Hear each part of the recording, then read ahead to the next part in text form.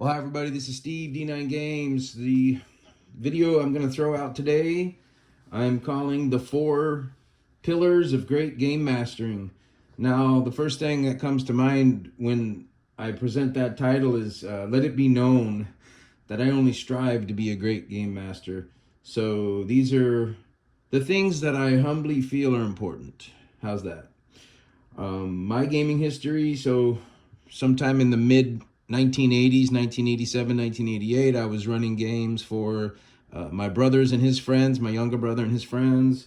And it was pretty much homebrew. I think we had advanced at the time. I don't even know what at the time I didn't know what it was called, but I just had some books, and it was D&D. So, and then at some point I went into professional bowling endeavors and started a family in the mid 90s, and TTRPG and GMing and gaming was only kind of a side note, and I'd always hoped to get back into it someday. Well, like you probably heard on another video, my son came in and saw me watching some Acquisitions Incorporated where they're performing on stage, and he was pretty excited, probably 10, 11, 12 years old at the time, and he said he wanted to play that game. So that's when I said, cool, let me go buy some books. And at that time, we're talking about 2014, I think 4E was still a thing, and I was able to get a good deal on a lot of 4E books because 5E was either out or coming out, and you know how people feel about 4E. They didn't really care for it. But it's the only thing I knew at the time other than advanced and homebrew. I figured I could homebrew my way through any hiccups that game might present anyway. But long story short, that's where I am today. So probably a nice 10, maybe 12 years of game mastering since 2014 as we speak. And I wanted to come up with, like I said, 4 things that I think are very important to be aspiring to be a great game master. So number 1, let's get to it. I'm calling transparency. So transparency, I'll go over like pros and cons of each point. Consider going screenless, for example, to show your players that you're not afraid to honor a die result. So be brave. I would recommend maybe not using a screen, and that can be controversial. I know a lot of people love their screens, and for some it works great. And if you really trust your game master, I guess that's fine. But I'd rather let the die be known to all, regardless of the results. And that kind of makes it fun and dangerous and exciting. So that's just my take. A cast die should be canon. Now, the con to that, of course, switching gears to save a story becomes a little more difficult. Nerfing and buffing and or plans might suffer a little bit, but I feel it is worth it. So take that for what it's worth, but I believe transparency adds a lot to your table. It adds a lot to trust and future gaming with your friends. Another part of transparency might be what I like to coin the phrase color code your world. So kind of giving hints of trouble. They know that up in the north there's a great winged beast flying around and known to be deadly. So at least they know it's there. So if they go treading off into that territory, they know what they got their hands on. So color code your world. I also do this with encounters. I ran a game at Kingslayer Games Wednesday, a couple days ago, I imagine. I think it's Friday now. And one of the things I did was I had them on high ground looking down into a camp of, it turned out to be gnolls, and they were led by some Fomorian, which in our game is kind of like a smaller version of giants. So they were able to take a peek, and they decided to go down and give it a shot, at least to communicate first and be ready to fight if need be. So that's kind of what I mean by color coding your world, giving some hints. You hear great game master tips all the time of being in a dungeon and you see something that might hint toward a trap nearby, or some maybe somebody's hiding around the corner. So just color code, be transparent. And of course, a con for that is there's less surprise could take place from jump scare tactics and things that could be a little more predictable. But I prefer the former because it puts the blame on the player's choice if things go south. So that's my first point, is transparency. I like it from game mastering for a long time. I find doing both ways, that seems to be my preferred method. Number 2, encourage player creativity. So as you know, we play most of our games in the realm and of Enlightened, in the setting of the Twilight of Fae. So it really pretty much revolves around creativity. But regardless of what game system you're playing, I encourage player creativity. And I know you do too, but there's only so much that you're kind of allowed to do with some rule systems. But I encourage custom builds. It gets the players more invested as they come up with custom designs, spells, weapons, armor. We had what we call an off season, where players get to kind of ice an enlightenment, or maybe train, or develop a new skill. And during that time, 2 of our player characters decided to work together as a team, one of them being blacksmith savvy and the other one being a Fletcher. And they were able to make some high-powered kind of armor avoiding arrowheads for the scout. Not completely armor avoiding, so I'm giving them like half damage or half armor reduction if they get a hit with their arrows. But they're able to fashion them from this with an elven forge and some fine Roman metal axes that they turned into arrow tips. Anyway, that kind of stuff it's fun for me as a game master, because I can see what these guys come up with. I didn't encourage any of it. They came up with it on their own. I was just able to make it work for the game setting. Now, this could lean towards some OP. As you might know, it could lean toward broken character builds. If the GM lacks control or creative power, it could be a problem.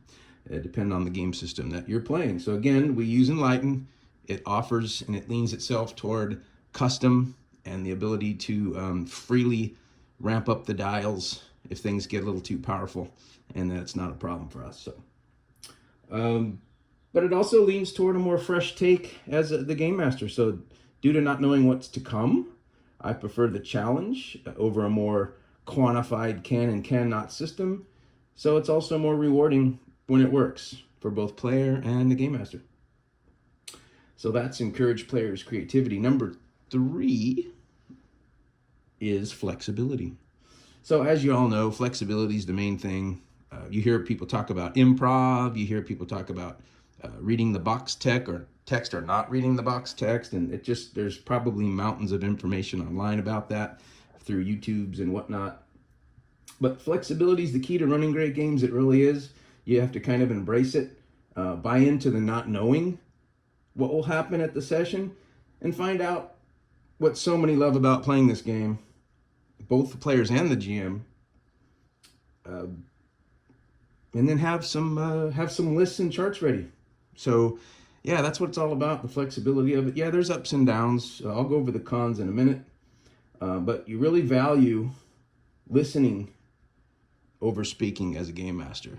So flexibility has the need and the want for flexibility, knowing that it's important, has leaned me toward talking less at the game table as a game master and listening more, taking some notes. I mean, you hear the proverbial, hey, same team, when one of the players says, this looks like it could be the remnants or evidence of a Medusa nearby. So you're like, wait a minute, whoa, we don't really want to mess with something like that, do we? Or do we? So yeah, value listening over speaking as a game master. It encourages more player investment. Most of the best canon in my games stems from players chat at the table. Now, of course, the con then would be it's challenging to improv. It's a little bit challenging, but that's why you're going to want those charts and lists nearby. And those would be typically on the back of somebody's GM screen if you're using a screen. Or what I do is I just have I carry 2 notepads.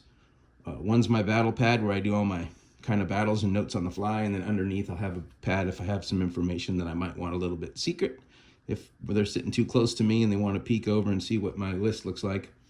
But yeah, a chart of names for NPCs, a chart of encounters, and I use bullet points, as you may know. What's north of their home base, what, south, east, west, and I do bullet points. So I have my charts based on those areas. So if they're up in the cold north, my chart might have things like frost dragon or some winter wolves or some weather, some pretty nasty weather that rolls through. And then I've got an idea of where my orc communities are, my goblin communities are, what villages are nearby, what kind of philosophy villages have. My Wednesday group found out through a rumor that there's a village that looks down upon mages and magic. So you've got some travelers that are trying to escape that town, really. It's kind of a town, not a village, and then head to a safer place to be. So things like that, and that would be the cons, of course.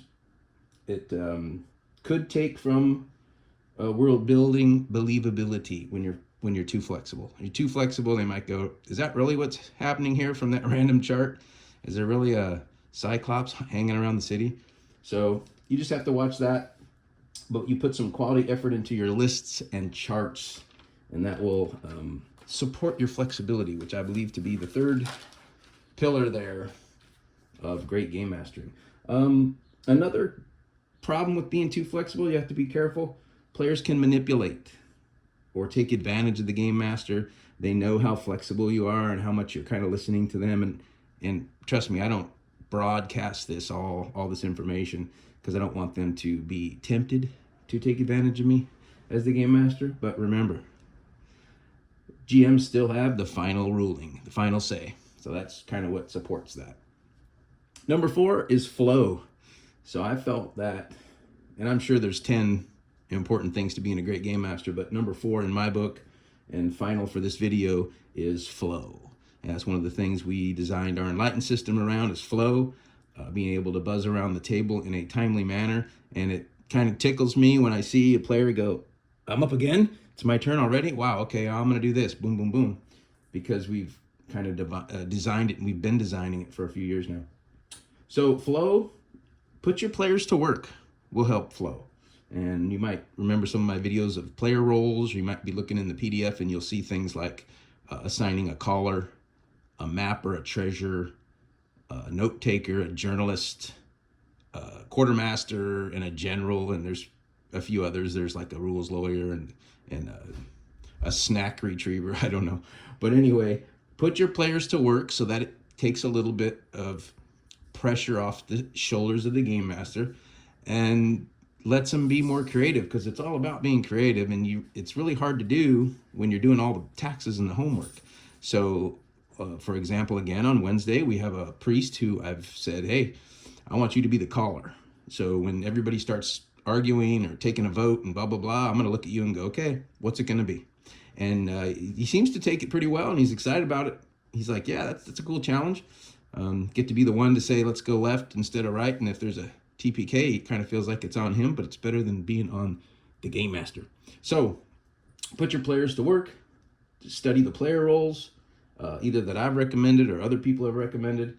And it does take a lot of time and pressure off the shoulders of the game master, and allows them to spread their creativity, their creative wings, if you will. So con to that might be not much of a con here, unless the players are looking to sit back, eat, and watch a show.